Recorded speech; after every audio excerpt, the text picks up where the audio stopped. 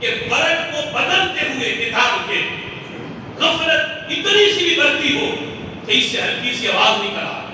نہیں، کہتے برق ادھر کرتے ہوئے آج تک ہم نے اپنے استاد کی کتاب کی آواز نہیں سنی کہ برق ادھر کرتے ہوئے بھی آواز کرتا ہو، اور بلکہ اس سے اگر کسی کو دیکھتے تو منع کرتے کہ اتنی ہلکی سی آواز بھی اس بارگاہ میں، یہ بے ادبی ہے۔ امام مالک رحمۃ اللہ علیہ کا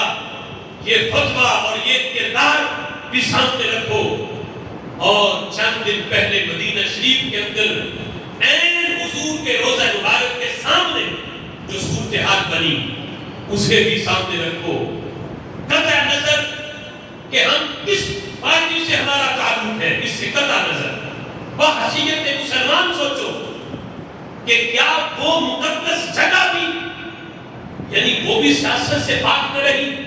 اور اس جگہ کو بھی اپنے سیاسی مقاصد کے لیے استعمال کیا گیا، اور یہ بھی بھول گئے کہ یہ وہ جگہ ہے جہاں پہ ہمارے اسلاف نے کہا کہ سانس بھی اونچا لے تو یہ بھی بے ادبی ہے، یہ بھی بے ادبی کے زمرے میں آتا ہے۔ اس واقعہ سے چند دن پہلے میں سوشل میڈیا پہ کراچی کے بہت بڑے خطیب ہیں علامہ کوکب نورانی صاحب، آپ نے نام سنا ہوگا، شفیع قادری رحمۃ اللہ علیہ کے بیٹے ہیں، وہ بھی یعنی ہمارے بعد مدینہ شریف میں گئے ہوئے تھے، جب واپس آئے تو انہوں نے اپنا ایک کلپ ریکارڈ کروایا اور ہم نے بھی وہ انداز مسجد نبوی میں دیکھا، اور میں نے بھی اپنے دوستوں سے ذکر کیا کہ یہ بڑی بری حرکت ہے، تو وہ بڑا دکھ کے اظہار سے مطلب سمجھا رہے تھے لوگوں کو کہ جب نماز کے بعد مسجد نبوی سے باہر نکلتے ہیں لوگ تو غفلت اتنی برتتے ہیں کہ جوتا کھڑے کھڑے نیچے پھینکتے ہیں، اور اتنی آواز تھک تھک تھک یہ باقاعدہ ہوتی ہے جوتے جب نیچے گرتے ہیں، تو وہ کہہ رہے تھے کہ یہ بھی حضور کی بارگاہ میں اتنی آواز کا پیدا ہونا بھی بے ادبی ہے۔ خیال کرو کہ یہ بارگاہ کیسی ہے کہ جہاں بڑے بڑے اسلاف جو وہ کہتے ہیں کہ ان کا سانس لینا بے ادبی، اور تم رسول اللہ کے عین روزہ مبارک کے قریب دھڑ دھڑ جوتے نیچے پھینکتے ہو۔ کیا تمہاری کمر اب یہاں تھوڑا سا جھک نہیں سکتی کہ جھک کے آرام سے تم جو ہے وہ جوتے نیچے رکھو؟ بلکہ ادب تو یہ ہے، ہمارے اسلاف تو یہاں تک کہتے ہیں، لیکن اب اس پہ یہ نہیں کہ ہم زبردستی یہ کام کر رہے ہیں۔ امام مالک رحمۃ اللہ علیہ کے بارے میں تو یہ آتا ہے مسجد نبوی میں جوتا پہنتے ہی نہیں تھے، فرماتے کہ اس لیے نہیں پہنتا کہ کہیں اس جگہ پہ میرے قدم نہ آ جائیں جہاں رسول اللہ کے کبھی قدم لگے تھے۔ لیکن اب چونکہ وہاں ماحول ایسا کہ بغیر جوتوں کے بندہ چل نہیں سکتا، پتھر گرم ہے،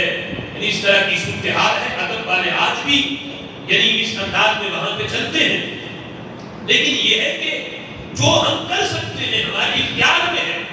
اس کی طرف کبھی غور کرنا چاہیے۔ اتنا بڑا معاملہ ہوا، اس کو سیاست کے لیے استعمال نہ کرو،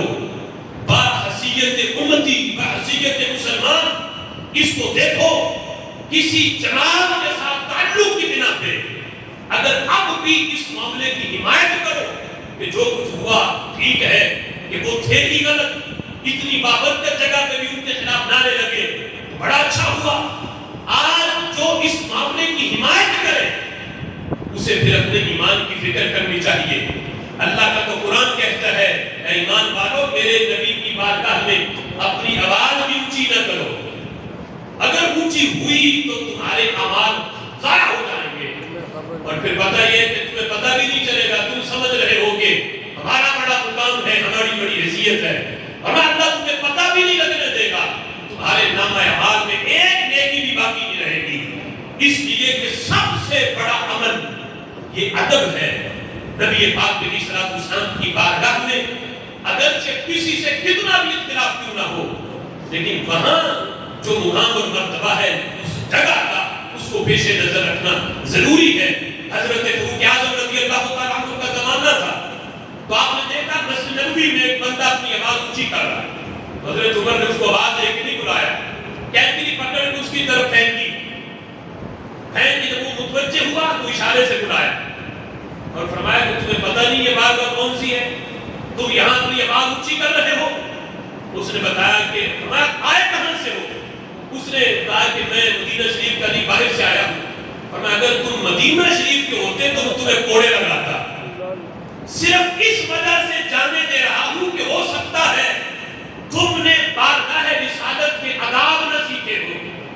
تمہیں پتہ نہ ہو کہ اس بارگاہ کا ادب کیا ہے، باہر سے آئے ہو، دیہاتی ہو، تو یہ سوچ کے کہ تم تک ہو سکتا ہے ابھی قرآن کا یہ فرمان نہ پہنچا ہو، یا ایھا الذین آمنوا لا ترفعوا اصواتکم فوق صوت النبی، اور اگر جہاں کے ہوتے میں تمہیں کوڑے لگا کے بتاتا کہ نبی پاک علیہ الصلوۃ والسلام کی بارگاہ کا ادب کتنا ہے۔ آج اگر اندازے حضرت فاروق اعظم ان کی حکومت کا انداز ہوتا تو صرف جرمانہ ہی نہ ہوتا، صرف پاسپورٹ پہ مہر لگا کے ہمیشہ ہمیشہ کے لیے پابندی نہ لگتی، بلکہ وہاں لٹا کے کوڑے بھی لگائے جاتے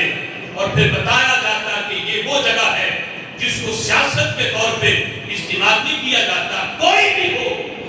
بڑے سے بڑا کسی اونچے منصب پہ کیوں نہ ہو، لیکن وہ یہاں آئے گا تو غلام اور گدھا بن کے آئے گا، اس کی حیثیت غلام کی ہے، گدھا کی ہے۔ یہاں ہر بندے کے لیے ضروری ہے کہ اس جگہ کا ادب بھی کرے، احترام بھی کرے۔ لہذا اللہ کی بارگاہ میں دعا ہے کہ رب